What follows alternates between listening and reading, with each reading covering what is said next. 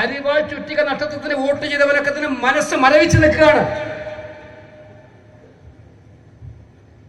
അവരുടെ മനസ്സിനെ ആകർഷിപ്പിക്കാൻ നമ്മുടെ ആശയങ്ങളും നമ്മുടെ പോളിസിയും മാത്രം പോരാ, അവരോടുള്ള സമീപനങ്ങളിലും മാറ്റമുണ്ടാണ്. ജനങ്ങളുടെ ഇടയിലേക്ക് ഇറങ്ങിച്ചെന്ന് സമീപനങ്ങൾ അഭിവൃദ്ധി അതുണ്ടാക്കിയെടുക്കാനുള്ള പരിശ്രമം നിങ്ങൾ ഉണ്ടാക്കണം എന്നാണ് എനിക്ക് പ്രവർത്തക കൺവെൻഷനിൽ പറയാനായിട്ടുള്ളത്. നമ്മൾ ഒരു കാര്യം മനസ്സിലാക്കുക, പഞ്ചായത്ത് ഇലക്ഷൻ ക്രൂഷ്യലാണെന്ന് ഞാൻ പറയാൻ കാരണം അവിടെയാണ് പഞ്ചായത്തിൻ്റെ ഭരണത്തിൻ്റെ ആണ് ജനങ്ങളുമായി ഇടപെടുന്ന ഏറ്റവും വലിയ പ്രശ്നങ്ങൾ എവിടെയാണ് ഇടപെടുന്നത്? പഞ്ചായത്ത് നിന്ന് ബാങ്ക്. അടിസ്ഥാനപരമായി ജനങ്ങളുടെ പ്രയാസങ്ങൾ ഇടപെടുന്ന രണ്ട് മേഖലകളാണ്. അതിനെ നിസ്സാരവൽക്കരിച്ചുകൊണ്ട് പോകാൻ നമുക്ക് കഴിയില്ല. അതിന് വേണ്ടിയിട്ടുള്ള പ്രവർത്തനങ്ങൾ ഉണ്ടാകണം. എനിക്ക് നിങ്ങളോട് അഭ്യർത്ഥിക്കാനുള്ളത്, വാർഡ് കമ്മിറ്റിക്കാണ് പൂർണ്ണമായിട്ടും വാർഡ് സ്ഥാനാർത്ഥികളെ തീരുമാനിക്കാനുള്ള, അതിനെ നിർദ്ദേശിക്കാനുള്ള അധികാരം. മുകളിൽ നിന്നും ആരും കെട്ടിയേൽപ്പിച്ച് സ്ഥാനാർത്ഥികളെ തരണ്ടെന്ന് നമ്മൾ തീരുമാനിച്ചിട്ടുണ്ട്. പക്ഷെ അതിനർത്ഥം വാർഡ് കമ്മിറ്റിക്കുള്ള ഒരു വെല്ലുവിളി കൂടിയാണത്. ജയിക്കുന്നവനെ നിർത്താനുള്ള ആലോചന.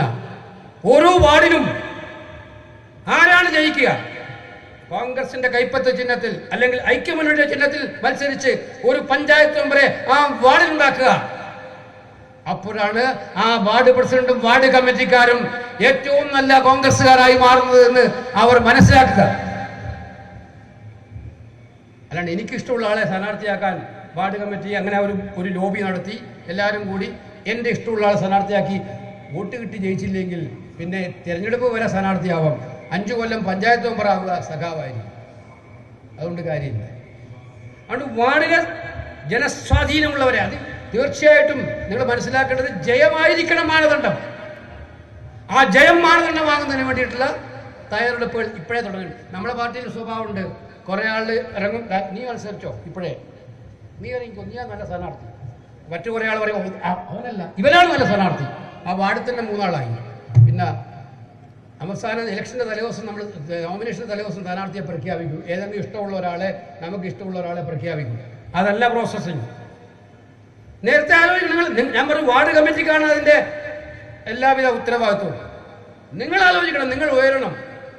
നമ്മുടെ വാർഡിലെ പഞ്ചായത്ത് ഇലക്ഷനിൽ, മുനിസിപ്പൽ ഇലക്ഷനിൽ ജയിക്കാൻ കഴിയുന്ന സ്ഥാനാർത്ഥിയെ നമുക്ക് കണ്ടെത്തണം. നമുക്ക് ഇപ്രാവശ്യം അതിൽ മനസ്സിൽ ആലോചിക്കണം. ഞാനതാ ആദ്യം തുടങ്ങിയപ്പോൾ പറഞ്ഞത്, മനസ്സിലാലോചിക്കണം. കൃപേഷിനെയും ശരത്ലാലിനെയും വെട്ടിക്കൊന്നവർക്ക് വേണ്ടി കേസ് വാദിക്കാൻ പണം കൊടുക്കുന്ന ഒരു സർക്കാർ ഇനി കേരളത്തിൽ ഉണ്ടാകാൻ പാടില്ല എന്നുള്ള മനസ്സാണ്, ആ ചിന്തയാണ് നിങ്ങൾ അവിടെ നിയന്ത്രിക്കേണ്ടത്. ആ ചിന്തയുണ്ടെങ്കിൽ നിങ്ങൾ വേറെ ഒരു സ്ഥാനാർത്ഥിയെ കാണൂല, ജയിക്കുന്നവനെ മാത്രമേ കാണൂ.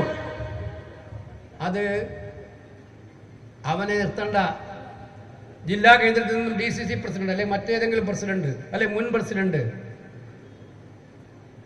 വിളിച്ചു പറഞ്ഞ് സ്ഥാനാർത്ഥിയെ മാറ്റാൻ പാടില്ല എന്ന് നമ്മൾ പറഞ്ഞിട്ടുണ്ട്.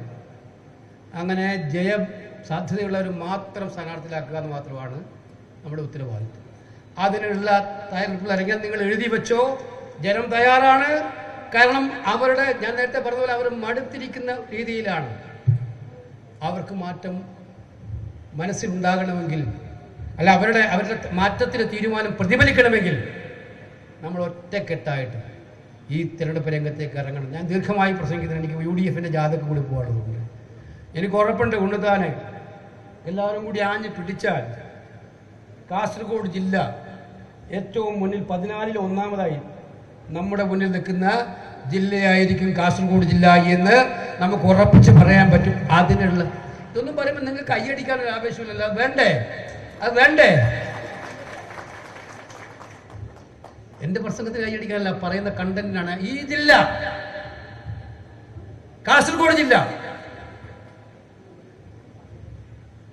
2019-24 ഉണ്ണത്താൻ മാറ്റി. മരിച്ചുപോയ പലരും വന്ന് ഇലക്ഷൻ കാലത്ത് ജീവിച്ചു വരുന്ന ഒരു നാടാണ് ഈ നാട്. ചില കേന്ദ്രങ്ങളിൽ ഞാൻ കണ്ടതാണ്. അതിലാണ് 91-ൽ ആ മരിച്ചുപോയി തിരിച്ചു വന്നവർ പോലും ഇപ്പൊ വോട്ട് ചെയ്യുന്നത് കൈപ്പത്ത് ചിഹ്നത്തിലാണെന്നാണ് 19-24 തെളിയിച്ചത്. അപ്പൊ അത്രയും കള്ളവോട്ട് ചെയ്യാൻ ഏൽപ്പിച്ചവൻ പോലും മാറി ചെയ്യുന്നൊരു കാലമാണ്. പരേതാത്മാക്കളോട് നന്ദി. അവർ വന്ന് വോട്ട് ചെയ്താൽ പോലും പിണറായിക്ക് വോട്ട് ചെയ്യാൻ പാടില്ല എന്ന് പരേതാത്മാവ് പോലും തീരുമാനിക്കുന്ന ഒരു കിരാത ഭരണം നടക്കുന്ന കാലത്താണ് നമ്മൾ ജീവിക്കുന്നത്. ഈ കിരാത ഭരണത്തെ ഇനി ഒരു മിനിറ്റ് സഹിക്കാൻ കേരളത്തിനാവില്ല എന്ന് ജനം പറയുമ്പോൾ ആ ജനത്തിന് മുമ്പിൽ നിന്ന് ഞങ്ങൾ ഒറ്റക്കെട്ടാണ്. ആ കാര്യത്തിൽ മുന്നിൽ തെളിയിക്കാനുള്ള ബാധ്യത കോൺഗ്രസിന്റെ ഓരോ നേതാവിനും പ്രവർത്തകനും ഉള്ളതാണ്. അവിടെ ഞാൻ എന്നെ കണ്ട ചിരിച്ചില്ല, എന്നെ കണ്ട വന്നില്ല എന്ന് പറഞ്ഞ് ഞാൻ അങ്ങോട്ടും ഇങ്ങോട്ടും പറഞ്ഞ് ഇറങ്ങി ഞങ്ങളെല്ലാം ഇറങ്ങി കടന്നാൽ ഈ പറയുന്ന ജനം പറയും നമ്മൾ എത്ര തീരുമാനിച്ചിട്ടും ഇവർ നന്നാവുന്നില്ലല്ലോ എന്ന് പറയും മനസ്സുകൊണ്ട്. നിങ്ങളോടല്ല ഈ പറയുന്നത്, ഞങ്ങളോടാ പറയുന്നത് സ്വയമായിട്ട്. അപ്പൊ അത് നമ്മൾ ഉറപ്പാക്കും. അങ്ങനെ ഒന്നും ഉണ്ടാവില്ല. നമ്മളെല്ലാം ഒറ്റക്കെട്ടാണ്, നേതാക്കൾ ഒറ്റക്കെട്ടാണ്. കോൺഗ്രസ് ഒറ്റക്കെട്ടാവാതെ ഈ ലക്ഷ്യത്തിൽ നിന്നും ഒരു ഇഞ്ച് പുറകോട്ട് പോകാൻ കോൺഗ്രസിന് കഴിയില്ല, UDF കഴിയില്ല. ഒറ്റ ലക്ഷ്യം പഞ്ചായത്ത് തിരഞ്ഞെടുപ്പ്, ഒറ്റ ലക്ഷ്യം പിണറായി വിജയനെ വലിച്ചു താഴെയിട്ട് ഐക്യജനാധിപത്യങ്ങളുടെ സർക്കാർ അവിടെ ഉണ്ടാക്കുക. ഈ ഒറ്റ ലക്ഷ്യം മാത്രമാണ് നമ്മുടെ ലക്ഷ്യം. അതിന് നിങ്ങളുടെ എല്ലാം കോൺട്രിബ്യൂഷൻ വലുതാണ്. പത്രങ്ങളും മാധ്യമങ്ങളും അവിടെ ഇവിടെയൊക്കെ എഴുതും. ചെറിയൊരു കാര്യം ഉണ്ടായാൽ അത് വലുതാക്കി മാറ്റും. അവർക്ക് വാർത്തയാണ് വേണ്ടത്. കോൺഗ്രസ്സുകാർ യോജിച്ചു പോകുന്നു എന്ന് പറഞ്ഞാൽ അത് വാർത്തയല്ല. ഇപ്പൊ ഞാൻ പറഞ്ഞ ഇതൊന്നും വരില്ല. ഞാൻ ഏതെങ്കിലും നേതാവിനെതിരായിട്ട് പറഞ്ഞാൽ അതായിരിക്കും വാർത്ത. അവർക്ക് വാർത്തയാണ് വേണ്ടത്. പക്ഷെ നമുക്ക് വേണ്ടത് പിണറായിയെ താഴെ ഇറക്കുക എന്ന് പറയുന്ന രാഷ്ട്രീയ ദൗത്യത്തിന്റെ വിജയമാണ് നമുക്ക് വേണ്ടത്. അതിനു വേണ്ടിയിട്ടുള്ള തയ്യാറെടുപ്പ് എടുക്കണം എന്ന് മാത്രം സൂചിപ്പിച്ചുകൊണ്ട് ശ്രീ KP കുഞ്ഞിക്കണ്ണനോട് നമുക്ക് ചെയ്യാനുള്ളൊരു കാര്യം അത് തന്നെയാണ്. അദ്ദേഹമൊക്കെ ജീവിച്ചിരുന്ന കാലത്ത് ഏറ്റവും ശക്തമായിട്ട് പ്രവർത്തിച്ചതാണ്. അദ്ദേഹത്തിനോട് ചെയ്യാനുള്ള ഏറ്റവും വലിയ കാര്യം അത് തന്നെയാണ്. എനിക്ക് പറയാനുള്ളത് ജില്ലാ കോൺഗ്രസ് കമ്മിറ്റിക്കാരോടും ഇവിടെ മുൻ പ്രസിഡന്റുമാരെല്ലാവരും ഉണ്ട്. കുഞ്ഞിക്കണ്ണന് ഒരു സ്മാരകം പാർട്ടി ഓഫീസിൽ DCC ഓഫീസിൽ തന്നെ ഒരു ഓഡിറ്റോറിയം അതിനുവേണ്ടി നിങ്ങൾക്ക് അതിനു വേണ്ടി ഉണ്ടാക്കാൻ പറ്റുമല്ലോ. അതിനുവേണ്ടി എല്ലാ കാര്യങ്ങളും കുഞ്ഞിക്കണ്ണൻ്റെ പേരും കൂടെ പാർട്ടി ഓഫീസിൽ, അദ്ദേഹം പണിയെടുത്തൊരു പാർട്ടി ഓഫീസാണ് അത്. അദ്ദേഹത്തിൻ്റെ പേര് ആ പാർട്ടി ഓഫീസിൽ ഉണ്ടാകേണ്ടത് തീർച്ചയായും ന്യായമായ കാര്യമാണ് എന്ന് കൂടി സൂചിപ്പിച്ചുകൊണ്ട് അങ്ങേയറ്റത്തെ സന്തോഷത്തോടെ ചാരിതാർത്ഥത്തോടെ എനിക്ക് വളരെ സന്തോഷം തോന്നി. ഈ ഇരിക്കുന്ന ആളുകൾ നിങ്ങൾ ഒന്നിച്ചിറങ്ങിയാൽ ആർക്ക് നമ്മളെ തോൽപ്പിക്കാൻ പറ്റുന്നതാണ് വിചാരിക്കുന്നത്. വളരെ ഈ ജില്ലയിൽ എനിക്കറിയാം ഓരോ പ്രദേശത്തും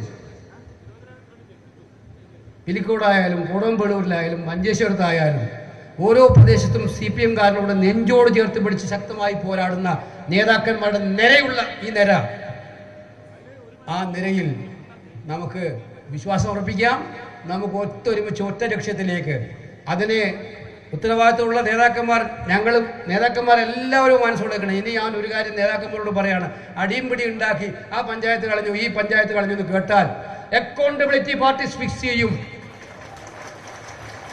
നേതാക്കന്മാർ ഉൾപ്പെടുന്ന പഞ്ചായത്തുകളിൽ പാർട്ടി തമ്മിലടിച്ച് പരാജയപ്പെടുന്നുവെന്ന് ഏതെങ്കിലും ഒരു വാർത്ത കേട്ടാൽ ആ നേതാവ് പിന്നെ പാർട്ടിയോട് സമാധാനം പറയേണ്ടി വരും എന്നുള്ള കാര്യത്തിൽ സംശയമില്ല. അതുകൊണ്ട് എല്ലാവരും ഒറ്റക്കെട്ടായിട്ട് പാർട്ടിയെ വിജയിപ്പിക്കാൻ വേണ്ടിയിട്ടുള്ള ശക്തമായ സന്നാഹവുമായിട്ട് ഇറങ്ങണം.